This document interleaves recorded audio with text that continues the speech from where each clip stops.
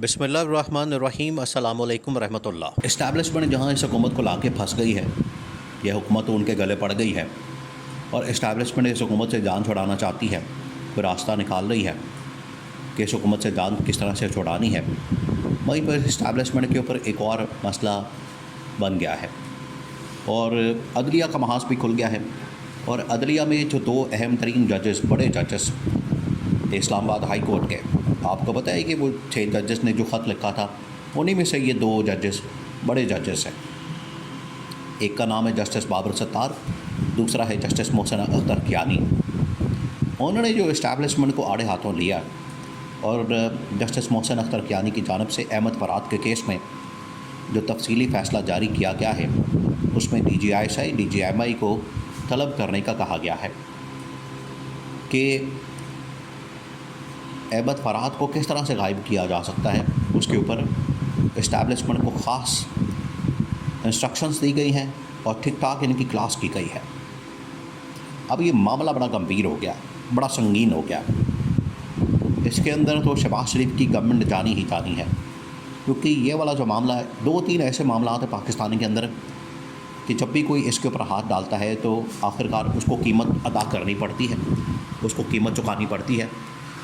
वो चाहे अपनी गवर्नमेंट की शक्ल में हो या अपनी ओहदे की शक्ल में हो, उसको कीमत चुकानी पड़ती है।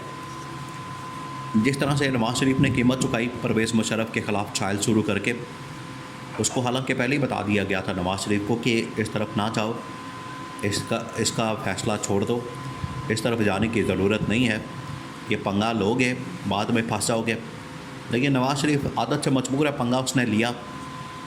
उसने मगरमच्छ के मुंह में हाथ डाला, मक्खियों के छत्ते पर हाथ डाला, आखिरकार फिर बेचारा सूझ साझ के बाहर निकल आया। उसे पता था कि ये मेरे साथ ये हशर होना है।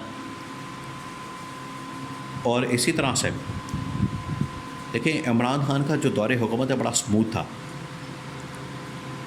अगर आप पिछले 15-20 साल की सियासी तारीख को देखें, पिछले 15-20 साल की, और आज का जो नौजवान है जो सोशल मीडिया के दौर में रहता है, पिछले 10 साल से जिस तरह से सोशल मीडिया ने तरक्की की है और इमरान खान ने जिस तरीके से पाकिस्तानी कौम को, पाकिस्तानी नौजवानों को जो अवेयरनेस दी है, शऊर दिया है, उसके बाद पाकिस्तानी नौजवान को इस बात का अंदाज़ा है कि पिछले 10 साल में इस मुल्क के साथ पिछले 15 साल में क्या किया गया। और उसमें उसने 4 दौरे हुकूमत देखे हैं पिछले 10-12 सालों के अंदर। 2008 से आप उठा लें, 2008 से आज तक कितने साल हो गए? 16 साल हो गए टोटल।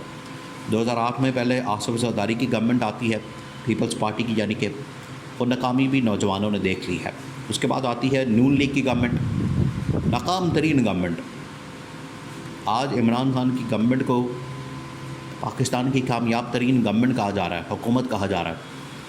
और ये PTI वाले नहीं कह रहे, ये आलमी इदारे इस बात को तस्लीम कर रहे हैं और चीन ने भी इस बात को तस्लीम किया है कि इमरान खान की हुकूमत पिछले 15 सालों में, 16 सालों में पाकिस्तान की कामयाब तरीन हुकूमत थी। लेकिन इमरान खान की हुकूमत को घर भेज दिया गया, तख्ता उलट दिया गया, क्योंकि इनका इक़्तिदार, इनको अंदाज़ा हो चुका था कि हमारा इक़्तिदार अब ख़तरे में पड़ चुका है, अब हम कभी भी इक़्तिदार के अंदर वापस नहीं आ सकते, अब हमारी छुट्टी होने वाली है, मुकम्मल छुट्टी। वैसे तो इमरान खान ने इनको फारिग कर दिया और अवाम की अदालत भी इस बात की गवाह है कि अवाम ने भी इनको फारिग कर दिया है। अब इनकी वापसी नामुमकिन है। अवाम अब फैसला कर चुकी है कि इनको नहीं लाना वापस इक़्तिदार के अंदर, क्योंकि ये इक़्तिदार में आके लूट मार, हलवा मांडा और इक़्तिदार में आकर जो ये मुल्क की तबाही और बर्बादी करते हैं, उसकी वजह से मुल्क जो है बहुत पीछे चला गया। और हमारे बाद आज़ाद होने वाले ममालिक कहाँ से कहाँ चले गए। वो उनकी तरक्की और खुशहाली इस वक्त दुनिया में एक मिसाल बन चुकी है। लेकिन पाकिस्तान, हाँ, जहाँ पर तबाही और बर्बादी की, करप्ट लोगों की, करप्शन की दास्तान कहीं सुनानी हो, यूनिवर्सिटी के अंदर पढ़ानी हो, तो वहाँ पर ये शरीफ ख़ानदान, वहाँ पर ये सरदारी ख़ानदान और पाकिस्तान की मिसाल दी जाती है। यहाँ से आप अंदाज़ा कर लें। अब बहरहाल मामला यहाँ पर पहुँच गया है कि इस्टेब्लिशमेंट को भी अब समझ आ चुकी है कि हुकूमत तो हमारा दिफा करने में मुकम्मल नाकाम है। देखिए, ये मामला पिछले 2-3 महीने से तब शुरू होता है, पिछले 1-1.5 महीने से, जब 6 जजेस की जानिब से इस हुकूमत को ख़त लिखा जाता है, इस्टेब्लिशमेंट को ख़त लिखा जाता है, या इस्टेब्लिशमेंट के मतलब ख़त लिखा जाता है chief justice of Pakistan justice Qazi Faez Isa को। उसमें कहा जाता है कि एग्जीक्यूटिव इंटेलिजेंस एजेंसीज़ हमारे काम में मुदाखलत कर रही हैं। दो जो इसमें बड़े जजेस हैं वो है जस्टिस बाबर सत्तार और जस्टिस मोहसिन अख्तर कियानी।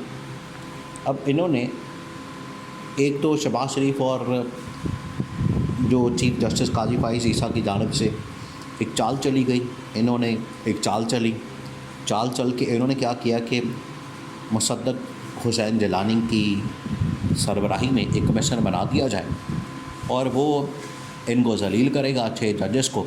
उसके बाद इसके ऊपर मिट्टी डाल दी जाएगी। मिट्टी पाओ प्रोग्राम था, लेकिन 6 जजेस डट गए। पीटीआई ने भी भरपूर अंदाज से सपोर्ट किया, इमरान खान ने जेल से सपोर्ट किया, पूरी कौम उनके पीछे खड़ी हो गई, जिसकी वजह से ये दौड़ गए।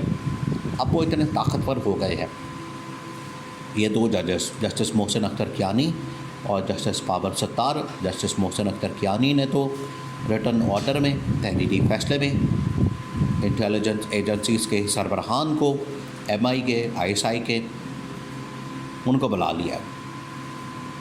हुकूमत क्योंकि नाकाम है और उनको पता है, ये इस्टेब्लिशमेंट को इस बात का पता है कि ये जो हमारे आज गले पड़ा है ये फ़ैसला, हमें जो तलब करने का नोटिस, तलब करने की बातें ये जो सारी की जा रही हैं, इसके पीछे असल में यह हुकूमत की नाकामी और उनका फेलियर है।